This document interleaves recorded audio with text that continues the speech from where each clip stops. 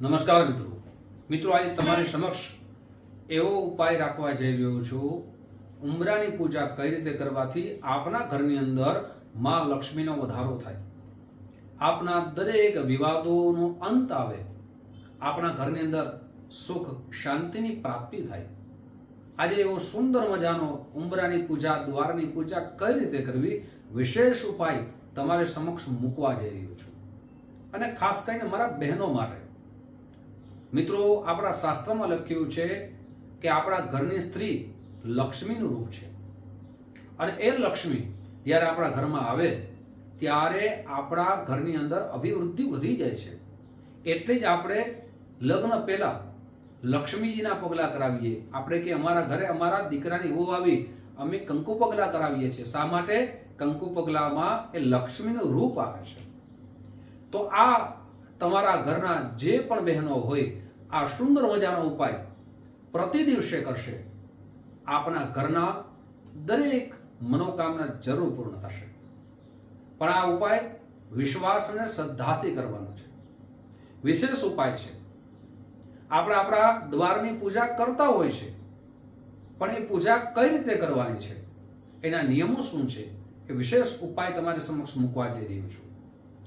મિત્રો, આપણે ઘણી વખત જોયું છે કે આપણા ઘરે નવું મકાન લીધું હોય, અને મકાનની અંદર જ્યારે વિદ્વત બ્રાહ્મણો આપણા ઘરે વાસ્તુ યજ્ઞ કરવા માટે આવે, ત્યારે વાસ્તુ યજ્ઞના સમયે આપણે દ્વારની પૂજા કરાવે।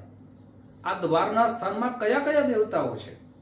એ દ્વારના સ્થાનમાં ભગવાન શ્રી ગણેશ છે। એ ભગવાન શ્રી ગણેશને યાદ કરવામાં આવે, આપણા જીવનના દરેક વિઘ્નો દૂર થાય છે। ત્યાં ભગવાન છેત્રપાલ ભગવાનને વિરાજિત કરવામાં આવે, આપણા ઘરની રક્ષા કરે। છેત્રમ રક્ષતિ પાલ ઇતિ છેત્રપાલ, છેત્રપાલ ભગવાનની પૂજા કરવામાં આવે। સાથે ત્યાં લક્ષ્મીજીનો વાસ છે।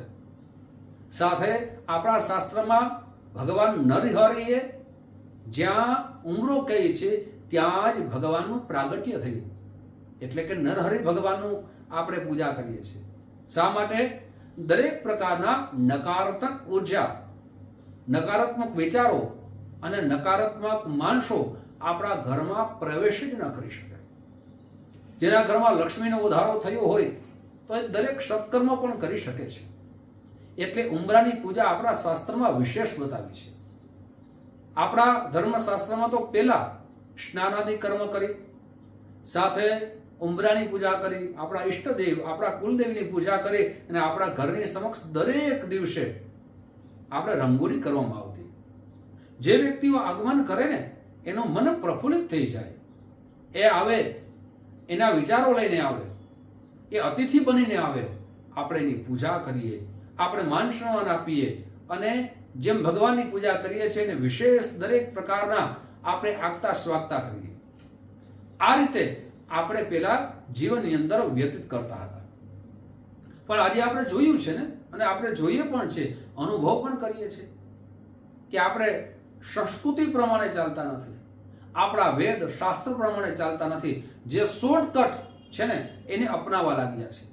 અત્યારે આપણે જોઈએ છે ને કે લિપસ્ટિકથી સાથિયા કરે, સાથે નખ પાલિશ જે આપણા નખમાં લગાડવામાં આવે એના સાથિયા કરે।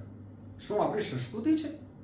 એ આપણે જોઈએ છે કે રોજ પૂજા ન કરવી પડે ને, એટલે તૈયાર, જેને સ્વસ્તિક કહેવાય, સાથિયા કહેવાય, એ ઉમરા ઉપર લગાવી દઈએ। એનાથી શું ફાયદો થશે? આવી વસ્તુઓથી આપણે ઘણાના ઘરમાં જોઈએ છે। સાથે ઉંબરાની પૂજા વખતે વિશેષ પૂજા કરવા આજ તમારી સમક્ષ ઉપાય મૂકવા જઈ રહ્યો છું। પ્રતિ દિવસે એક જ દિવસ નહીં, બેસતું વર્ષ આવે અને આપણે આસોપાલવનું સુંદર મજાનું તોરણ બનાવીએ અને બંધાવીએ। શું કામ? નવપલ્લિત છે, નવા વિચારો આવે। પણ આજ તો પ્લાસ્ટિકના પણ તોરણ આવવા લાગ્યા છે। રોજ આપણે આસોપાલવનું તોરણ ન ઉંબરા ઉપર લગાડીએ તો સુંદર મજાનું એક તોરણ તો જરૂર લગાડવું જોઈએ। આપણો મેન દ્વાર છે ને, એ એમ કહી શકાય કે મેન દ્વારથી દરેક વ્યક્તિનો પ્રવેશ થાય। મિત્રો, આજે તો ઘણું બધું આપણે ભૂલી ચૂક્યા છીએ। કોઈક જગ્યાએ તો લોભના કારણે આપણે ઘણી બધી વસ્તુ કરતા નથી, અજ્ઞાનના કારણે આપણે ઘણી બધી વસ્તુ કરતા નથી। આજે આપણે 5 કરોડનું સુંદર મજાનો મહેલ લીધો હોય, બંગલો લીધો હોય, તો એ બંગલાની અંદર બીજાને બોલાવીએ, સગા વાલા મિત્રોને બોલાવીએ ને એવો સુંદર મજાનો ભોજન કરાવીએ, અનેક પ્રકારની એમાં સામગ્રી કરાવીએ, મોટી થાળી ખવડાવીએ કે અમે આ બંગલો લીધો છે ને બધું બતાવીએ, આપણા ઘરનું કિચન બતાવીએ, બેડરૂમ બતાવીએ, બધું બતાવીએ, પણ આપણા લોભના હિસાબે આપણે બ્રાહ્મણોને વાસ્તુ શાંતિ યજ્ઞ કરવા માટે નથી બોલાવતા. જે યજ્ઞથી, જે યજ્ઞ કરવાથી જે આહુતિ પડે, દેવતાઓ આપણા ઘરમાં પ્રવેશ કરે, નવી ઉર્જાનું સિંચન થાય, દેવતાઓ આશીર્વાદ આપે, બ્રાહ્મણો આશીર્વાદ આપે, એ બધું ભૂલવા લાગ્યા છે. એવો શોર્ટકટ રસ્તો લેવા લાગ્યા છે. સાથે શાંતિની ઈચ્છા છે, સમૃદ્ધિની ઈચ્છા છે. ઘણા બધા યજમાનો ઘણા બધા મોટા મહેલ લે અને એ 2.5-3 વર્ષ થાય એટલે અમારી પાસે આવે, અમને કહે શાસ્ત્રીજી અમારા ઘરમાં ધન આવક કરતા જાવકનો દોર વધી ગયો, નવા મકાનમાં રહેવા આવ્યા ને પછી સાથે અમારા ઘરમાં વિવાદ વધવા લાગ્યો, અમારા ઘરમાં પ્રેમની આવૃત્તિ નથી, એકબીજાને સમજતા નથી, પતિ પત્ની વચ્ચે ખૂબ ઝઘડા થાય છે. શું કામ? આપણે આપણા ઘરની અંદર વાસ્તુ યજ્ઞથી કેટલા લાભ થાય છે? એક તો વાસ્તુ યજ્ઞ છે, પ્રાયશ્ચિત યજ્ઞ છે. શા માટે? તો કે આ આવડો મોટો મહેલ બનાવ્યો હોય, 8 પ્રકારના ધાતુનો ઉપયોગ કર્યો હોય, એમાં અનેક જીવોનું મરણ થયું હોય, આ બધા પાપ આપણે લાગે, આપણે આપણા સ્વાર્થ માટે રહેવા ગયા છે. તો વાસ્તુ યજ્ઞ આપણે કરવો જોઈએ, જેનાથી આ પ્રાયશ્ચિત યજ્ઞથી આપણે બચી શકીએ. સાથે દિશાઓ પ્રમાણે આપણો મહેલ ન હોય, આપણું મકાન ન હોય તો દિશાઓનો દોષ લાગે, એના માટે પણ આપણું શાસ્ત્ર વાસ્તુ યજ્ઞ લખ્યું છે. આપ મોટું જમણવાર ન કરવું તો ચાલે, પણ 5 વિદ્વત બ્રાહ્મણોને બોલાવી અને સુંદર મજાનો વાસ્તુ યજ્ઞ કરવો જોઈએ. આજે આપણે જોઈએ આપણા લોભના ખાતર વાસ્તુ યજ્ઞ નથી કરવો. ઘણા તો એમ કે અમારે યજ્ઞ નથી કરવો પણ ભેગા કરવા છે, અમારે યજ્ઞ નથી કરવો પણ જમણવાર યશ માટે કરવો છે, અમારે દેખાવ કરવા માટે યજ્ઞ નથી કરવો પણ બતાવું બધું છે. વાસ્તુ યજ્ઞ કરવાથી હું એમ કહું છું, રોજ કહું છું, મારા વિડીયામાં કહું છું કે આપ જો મોટો યજ્ઞ ન કરો, મોટો યજ્ઞ નહીં પણ મોટું જમણવાર ના કરો અને વાસ્તુ યજ્ઞ કરશો ને તો તમારા ઘરની અંદર નકારાત્મક ઉર્જા રહેશે જ નહીં. એમાં શ્રદ્ધા અને વિશ્વાસ રાખવો જોઈએ. આપણા શાસ્ત્રો પર આપણે વિશ્વાસ નથી. મિત્રો, હવે ઉંબરાની પૂજા કઈ રીતે કરવી? વિશેષ ઉપાય છે. મારા બહેનોએ પ્રાતકાલમાં ઉઠી સ્નાનાદિ કર્મ કરી સૌથી પહેલા આપણું મુખ્ય દ્વાર છે ત્યાં બંને બાજુ સ્વસ્તિક કરો. સ્વસ્તિક એટલે કલ્યાણ થાય, આપનું કલ્યાણ થશે જ. બંને બાજુ સ્વસ્તિક કરી મધ્ય ભાગની અંદર આપણા કુળદેવીને યાદ કરી અને સુંદર મજાનું ત્રિશૂળ પણ બનાવી શકો. હે જગદંબા, અમારા ઘરની રક્ષા કરો. નરહરિ ભગવાનને યાદ કરો, નકારાત્મક ઉર્જા ન આવે. કોઈ એવો વ્યક્તિ પણ તમારા ઘરમાં પ્રવેશ ન કરે જે નકારાત્મક વિચારવાળો હોય. આ બંને બાજુ કદાચ મધ્ય ભાગમાં 5 તિલક કરો, પણ એ પહેલા યાદ રાખજો, સ્વસ્તિક પહેલા એ ઉંબરાને જલથી સુંદર મજાનો સાફ કરજો. સાફ કર્યા પછી સ્વસ્તિકને તિલક કરી. ઘણા વ્યક્તિઓ સ્વસ્તિક કરે છે, તિલક કરે છે, પણ તેમની અંદર ચોખા રાખતા નથી, પુષ્પો રાખતા નથી. ચોખા અને પુષ્પ અવશ્ય રાખવા. સાથે રવિવારના દિવસે અથવા મંગળવારના દિવસે બંને બાજુ દીપ પ્રાજ્ઞાલ્ય કરો. આપણા ઘરે દિવાળી છે, દિવાળી એટલે આપણું ઘર હવે આનંદથી ભરાઈ ગયું છે. બંને બાજુ રવિવાર ને મંગળવારના દિવસે આપ રોજ કરો દીવા તો ઉત્તમ છે, પણ રવિવાર ને મંગળવારે તો બંને બાજુ દીવા પ્રજ્વલિત કરો.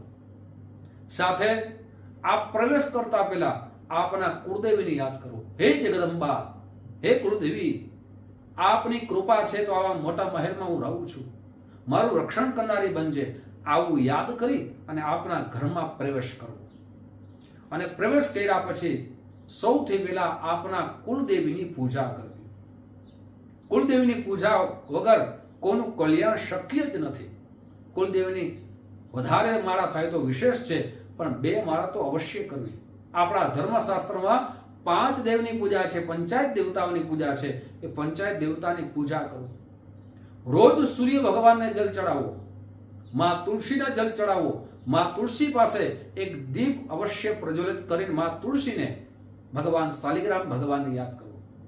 ઘણા તો એ પણ જોયું છે કે માં તુલસીની બાજુમાં કોઈ ગમે તેવો પથ્થર રાખી દે, તે પણ અપરાધ છે. ભગવાન શાલિગ્રામ છે, પથ્થર છે, પણ એ પથ્થર શાલિગ્રામનું અવશ્ય જે એમાં એમ કહી શકાય કે સાચો પથ્થર રાખવો જોઈએ. સાથે સાંજના સમયમાં પણ આપ જ્યારે આપના કુલદેવી કુલદેવતાને યાદ કરો, જ્યારે ધૂપ દીપ કરો ને ત્યારે આપના ઉંબરા પાસે પણ ધૂપ દીપ લગાડવા જોઈએ. આપણા ઘરમાં નકારાત્મક ઉર્જાનો પ્રવેશ જ નહીં થાય. સાથે આપણું શાસ્ત્ર એમ કહે છે, એક ઘરની સ્ત્રી ઘરમાં આવ્યા પછી સાવ કૂબો હોય ને, નાનું મકાન હોય ને, એની શક્તિ એવી છે કે બંગલો બનાવી દે. અને એની શક્તિ એવી છે કે કદાચ બંગલો હોય તો એનો કૂબો પણ કરી દો. એ તો નારી શક્તિ છે, એને શક્તિ કહેવામાં આવે છે. એટલે આ કાર્ય છે એ મારી બહેનોએ કરવું જોઈએ, રોજ કરવું જોઈએ. રોજ કરશો મને લાગે છે. સાથે આપને સાંજના સમયમાં ભગવાન નરહરિને યાદ કરવાના છે. નરહરિ છે એ ભગવાન વિષ્ણુનું રૂપ છે. અને જ્યારે સ્વસ્તિ કરો તેની માટે પુષ્પ અવશ્ય પધરાવજો, ચોખા અવશ્ય પધરાવજો. લાગે છે કે તમારા ઘરની અંદર અભિવૃદ્ધિ થશે. સાથે આ પૂજા કર્યા પછી એક કામ તો અવશ્ય કરવું. આપના ઘરમાં આપના માતા પિતાઓ હોય, આપના સાસુ સસરા હોય ને વંદન તો અવશ્ય કરવા. એની આજ્ઞા લઈ અને દરેક કાર્યનો આરંભ કરશો, કુલદેવીને યાદ કરીને કાર્યનો આરંભ કરશો, તમારા દરેક કાર્ય જરૂર પૂર્ણ થશે. અને ઉંબરાની પૂજા ખાસ કરજો. મિત્રો, આ જ રીતે જ્ઞાનવર્ધક જાણકારી તમારા સમક્ષ રાખતો રહીશ. સાથે મિત્રો, આ વિડીયો તમને ગમ્યો હોય લાઈક કરજો, શેર કરજો. અને મિત્રો, દરેક વખતે કહું છું, જ્યોતિષ જોવાનો સમય સવારે 10 વાગ્યાથી લઈ બપોરના 1 વાગ્યા સુધી છે, સાંજે 5 વાગ્યાથી લઈ રાત્રે 9 વાગ્યા સુધી છે. આપને ઓનલાઈન જન્મકુંડલી બતાવી હોય તો વોટ્સઅપ નંબરમાં આપનો સંપર્ક સાધી શકો છો. ઓનલાઈન માટે ફરજિયાત આપનું નામ, જન્મ તારીખ, જન્મ સમય, જન્મ સ્થળ આપ મોકલી આપશો. સુનિશ્ચિત દક્ષિણા મોકલી આપશો. આપને કુંડલી મોકલવામાં આવશે, જેમાં શાસ્ત્રોક્ત ઉપાય હશે, સરળ ઉપાય હશે, જેનાથી આપના જીવનની દરેક સમસ્યા ભગવાનની કૃપાથી દૂર થઈ શકે. મિત્રો, ફરીથી મળશું. માધ્યમ ફેસબુકના માધ્યમથી, યુટ્યુબના માધ્યમથી આપ જે પ્રેમ આપો છો એ પ્રેમ બદલ આપ સૌનો હૃદયથી ખૂબ ખૂબ આભાર વ્યક્ત કરું છું. જય શ્રી કૃષ્ણ. મહાદેવ.